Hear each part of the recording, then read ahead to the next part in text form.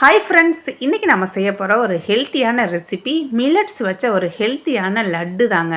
குழந்தைகள்லேருந்து பெரியவங்க வரை எல்லாரும் லைக் பண்ணி சாப்பிட்ற மாதிரி, எலும்புகள்லாம் வலுப்படுற மாதிரி இந்த லட்டுவை ஈஸியாக டேஸ்டியாக எப்படி செய்யலான்னு பார்க்கலாம் வாங்க. இதுக்கு நான் 1 கப்பு அளவுக்கு ராகி எடுத்துக்கிறேன். ராகியை இந்த மாதிரி ஒரு அடிக்கனமான பேனுக்கு மாற்றி நல்லா ஒரு கலர் சேஞ்ச் ஆகி நல்ல ஒரு வாசனை வருங்க வறுக்கும்போது. அந்த அளவுக்கு வறுத்துக்கலாம். இப்போ இதை ஒரு பிளேட்டுக்கு மாற்றி ஆற வச்சுருங்க. அதே கப்லையே 1 கப்பு அளவுக்கு தோல் உளுந்து எடுத்துக்கலாம். கண்டிப்பாக இந்த லட்டுக்கு தோல் உளுந்து யூஸ் பண்ணுங்கள். தோல் உளுந்து தான் நமக்கு பெனிஃபிட்ஸ் ரொம்ப அதிகம். இதையும் இந்த அளவுக்கு செவக்க வரணுங்க. அதோட பச்சை வாசனை போய் கலர் மாறி வரணும். இதையும் நம்ம ஒரு பிளேட்டுக்கு மாற்றி ஆற வச்சிடலாம். அதே கப்லையே 1/2 கப் அளவுக்கு பாசி பயிறு எடுத்துக்கலாம். பாசி பயிரையும் பச்சை வாசனை போய் அதோட கலர் சேஞ்ச் ஆகணும். மீடியம் ஃப்ளேமில் வச்சு வறுத்து எடுத்துக்கோங்க, இல்லைன்னா நமக்கு கரிஞ்சு வந்துடும். இதையும் ஆற வச்சிடலாம். இப்போ அதே கப்லையே ஒரு 3/4 கப் அளவுக்கு வேர்க்கடலை எடுத்துக்கிறேங்க.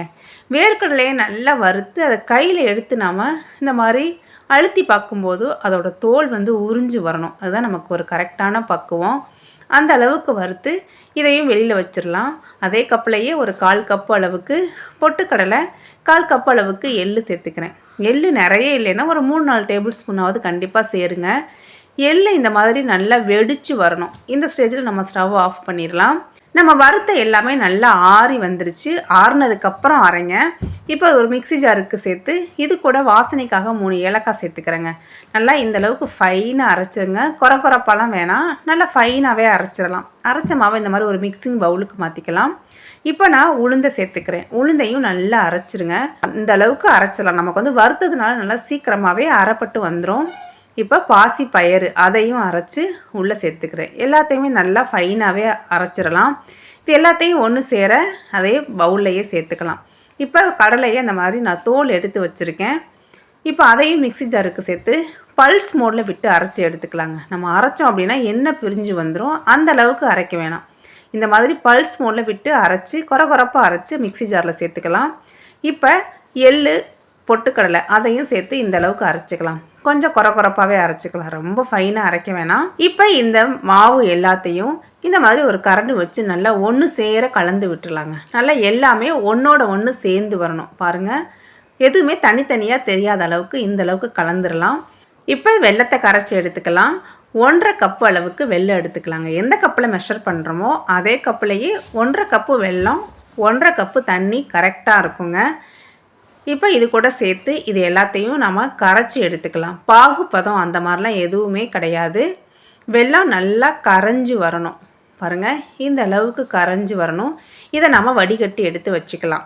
இப்போ ஒரு அகலமான அடிக்கனமான பேனில் ஒரு 1/2 டேபிள் ஸ்பூன் அளவுக்கு கசகசா சேர்த்துக்கிறேன். இது ஆப்ஷனல் தான், நீங்கள் வேணாட்டி ஸ்கிப் பண்ணிடலாம். நல்லா பேன் நல்லா சூடு ஆனதுக்கப்புறம் இதை சேர்த்து பொரிய விட்டுருங்க. நல்லா பொரியும் போது ஸ்டவ் ஆஃப் பண்ணிவிட்டு நம்ம எடுத்து வச்சுருக்க மாவை அந்த சூடான பேனில் சேர்த்துக்கலாங்க. பேனு தண்ணியெல்லாம் இருக்கக்கூடாது, நல்லா சூடாக இருக்கணும். அந்த சூட்லேயே இந்த மாவை நல்லா கலந்து விட்டுறலாம்.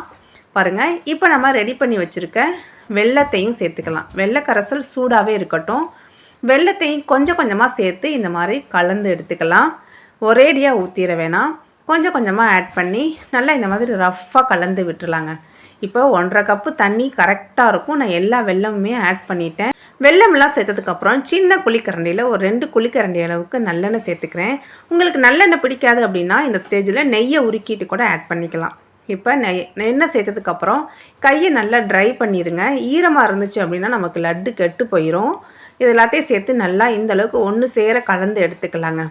இப்போ அவ்வளோதான், நம்ம லட்டு பிடிக்க ஸ்டார்ட் பண்ணிடலாம். கையில் லைட்டாக நல்லெண்ணெய் தடவியிருக்கேன். நல்லெண்ணெய் தடவிட்டு நம்ம இந்த மாதிரி சின்னதாவோ பெருசாவோ நம்மளோட விருப்பத்துக்கு ஏற்ற மாதிரி இந்த மாதிரி லட்டுகளாக பிடிச்சி எடுத்துட்டோம் அப்படின்னா இந்த ஹெல்த்தியான மில்லட்ஸ் சேர்த்த சூப்பரான லட்டு ரெடிங்க. அவ்வளோதாங்க, ராகி, கருப்பு உளுந்தெல்லாம் சேர்த்த இந்த ஹெல்த்தியான லட்டு சூப்பராக ரெடியாகி வந்துருச்சுங்க. நீங்கள் இதை ஒரு டைம் செஞ்சு வச்சுட்டிங்க அப்படிங்கன்னா 1 வீக் வரை நம்ம ஸ்டோர் பண்ணி வச்சு யூஸ் பண்ணிக்கலாம். ஸ்கூல் போகிற குழந்தைங்களுக்கெல்லாம் கண்டிப்பாக ஒன்று தரலாங்க. எலும்புகள்லாம் நல்ல வலுப்பெறும், ஹெச்பி லெவல்லாம் இன்க்ரீஸ் ஆகும். கண்டிப்பாக இந்த லட்டு ரெசிபியை நீங்களும் ட்ரை பண்ணி பார்த்துட்டு கமெண்ட் பண்ணுங்கள். இது மாதிரி நிறைய மில்லட்ஸ் வச்ச ரெசிபிஸ் நம்ம சேனலில் இருக்குதுங்க. கம்பு, குதிரைவாளி, சாமை, இது மாதிரி நிறைய ரெசிபிஸ் இருக்குது. மறக்காமல் செக் பண்ணி பாருங்கள். இந்த மாதிரி ஒரு ஏர்டைட்டான இருந்துச்சுன்னா பாக்ஸில் போட்டு நம்ம ஸ்டோர் பண்ணி வச்சுக்கலாம்.